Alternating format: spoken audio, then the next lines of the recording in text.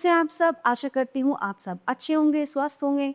स्वागत है आपका इस कक्षा में। आइए आज हम पढ़ते हैं हिंदी का अध्याय 9 भिक्षा पात्र। पिछले 2-3 वर्ष वर्षा ठीक तरह से नहीं हुई थी। इस वर्ष तो वर्षा की एक बूंद भी नहीं बरसी थी। भयंकर सूखा पड़ा था। धरती का कलेजा फट गया था। उसमें जगह जगह दरारें पड़ गई थी। पेड़ पौधे सूख गए थे। पशु पक्षी प्यास से व्याकुल थे। पक्षियों का कलरव भी कम ही सुनाई पड़ता था। न जाने भूखे प्यासे कहाँ दुबके बैठे थे। नगर में अकाल पड़ा था। जिसके पास थोड़ा बहुत अन्न था उसने छिपाकर दुर्दिन के लिए रख लिया था, यानी कि बुरे दिनों के लिए रख लिया था। प्रजा हाहाकार कर उठी। गौतम बुद्ध से जन जन की परेशानी देखी न गई। उन्होंने अपने शिष्यों को इकट्ठा किया। नगर के धनी भक्तजनों को बुला भेजा। विनम्र स्वर में बुद्ध ने प्रश्न किया, प्रियजनों, बोलो, भूखी प्रजा को अन्न देने के लिए तुम में से कौन कौन तैयार है? महात्मा बुद्ध के वचन सुनकर रत्नाकर सेठ का माथा लज्जा से झुक गया। वह हाथ जोड़कर बोला, भगवान, इतने बड़े नगर के हर प्राणी तक अनाज पहुंचाना मेरे वश की बात नहीं है। तथागत ने अपनी दृष्टि घुमाई। उसकी नजर सेनापति जयसेन पर पड़ी।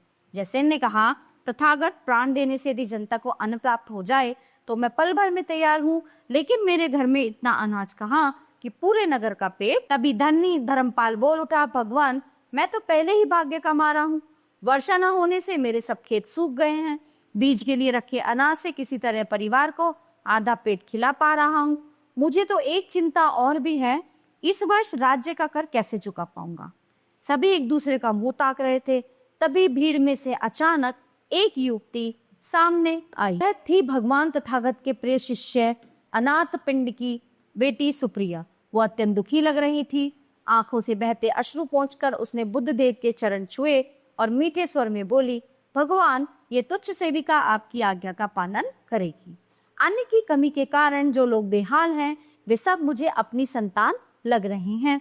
नगर के हर आंगन में अनाज पहुंचाने का भार मैं लेती। सभी आश्चर्यचकित रह गए। भलाई की स्त्री इतने बड़े नगर के वासियों का पेट कैसे भरेगी? कुछ तो मन ही मन हंसने लगे, कुछ क्रोधित हो उठे, कुछ को सुप्रिया पागल लगी। किसी ने कठोर आवाज में ताना कसा, खुद को तो दाने दाने का अभाव है, फिर इतना बड़ा काम अपने से कैसे ले रही है? तेरे घर में क्या भंडार भरे पड़े हैं? सुप्रिया सबके सामने सिर झुकाकर बोली, मेरे पास और कुछ नहीं, केवल भिक्षा पात्र के रूप में एक कटोरा है। मैं सबसे निर्धन हूँ, इसलिए मुझे मांगने में कोई लज्जा नहीं। हे प्रियजनों, आपकी दया के बल पर ही भगवान बुद्ध की आज्ञा पूरी होगी, मेरी शक्ति से नहीं। मेरा भंडार तो आप सबके घरों में पड़ा है। आप दया करेंगे तो मेरा भिक्षा पात्र सदा भरा रहेगा। मैं बार बार आपके द्वार पर जाऊंगी। आप जो कुछ भी देंगे वह भूखों को खिलाऊंगी। जब तक धरती माँ के आप जैसे पुत्र हैं तब तक चिंता कैसी। महात्मा बुद्ध ने मधुर मुस्कान के साथ अपना वरदहस्त आशीर्वाद के रूप में उठाया और बोला, तथास्तु, तुम्हारा निश्चय पूरा है। धनी सेठों ने अपने भंडार सुप्रिया के भिक्षा पात्र में उलीच दिए। पात्र हमेशा भरा रहने लगा। समस्त नगरवासियों का उद्धार हो गया। किसी अकाल पीड़ित को भूखा नहीं रहना पड़ा। उधर वर्षा ने भी कृपा दृष्टि की और धरती की प्यास बुझाई। खेत फिर से लहला उठे, भंडार फिर से भर गए।